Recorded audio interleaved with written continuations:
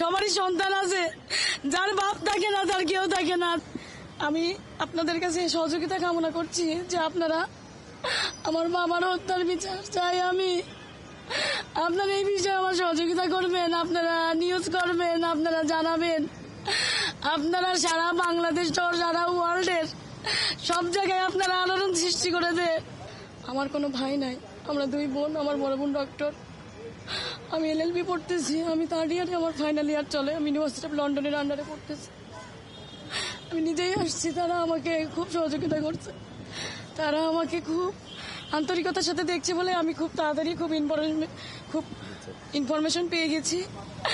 জানো আমার বাবার হত্যার আমি বিচার পাই, কারা করেছে, কেন করেছে, এর সুষ্ঠু তদন্ত চাই এবং আমি এর শেষ পর্যন্ত দেখতে চাই যে তারা কেন করেছে, কি জন্য করেছে।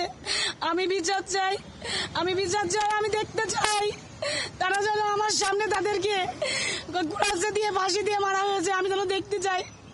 আজকে আমি এতিম হয়ে গেছি, আজকে আমার পড়াশোনা শেষ হয়নি, আজকে আমি মাঝপথে। আপনারা সবাই জানেন আপনাদের পরিবারে আমার বাবার হত্যা হয়েছে, সেই সম্পর্কে আপনারা নিশ্চয়ই অবগত আছেন।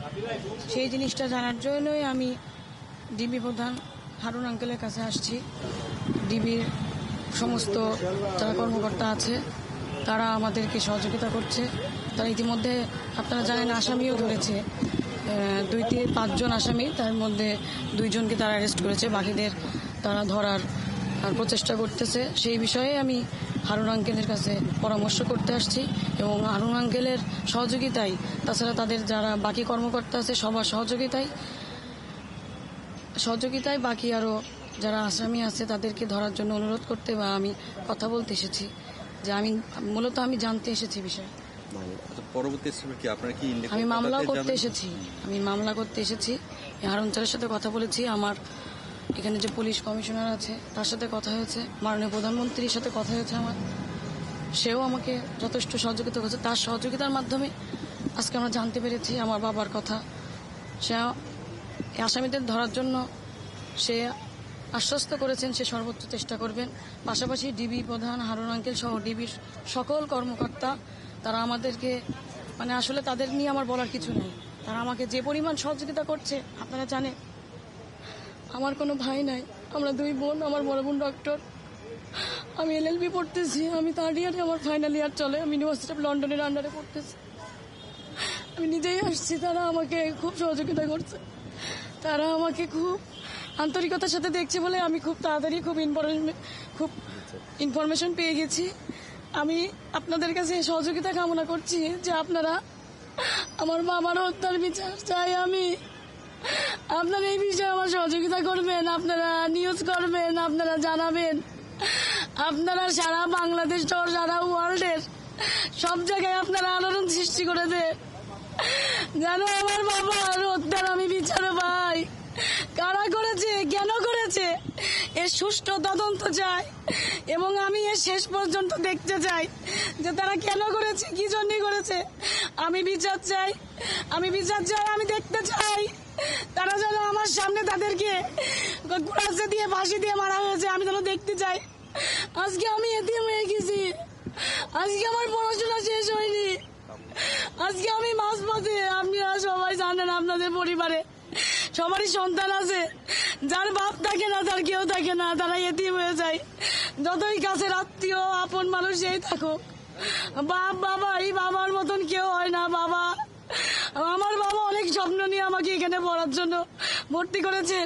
আমি পরীক্ষাও দিয়েছি, আমার সামনে রেজাল্ট দেবে, সে আমার বলে গেছে আমি ইন্ডিয়া থেকে এসে তোমার পরীক্ষার রেজাল্ট আমি চেক করবো, তুমি কি করেছো।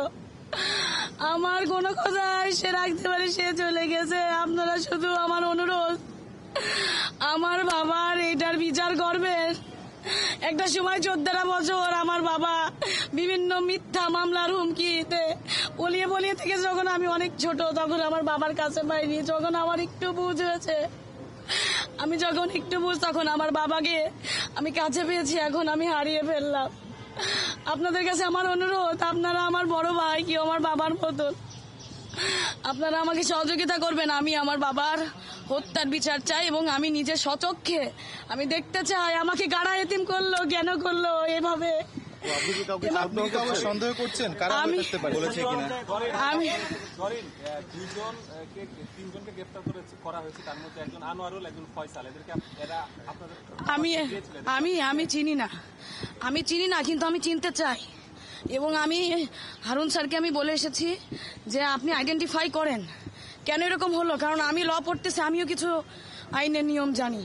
আপনি ইনভেস্টিগেশন করুন, আপনি দেখুন তারা কারা, আমাকে চিনান, দরকার আমি চিনতে চাই, আমি প্রকাশ্যে তাদের মৃত্যু দেখতে চাই। আমাকে এভাবে এতিম করে দিল আমার বাবা। কি হয়েছিল? আমি ইন্ডিয়াতে যাই নাই। আপনার বাবার সাথে আপনার সর্বশেষ কি কথা হয়েছে? আপনার পরিবারের কি কথা হয়েছিল সর্বশেষ? আমার সাথে সর্বশেষ তার ভিডিও কলে কথা হয়।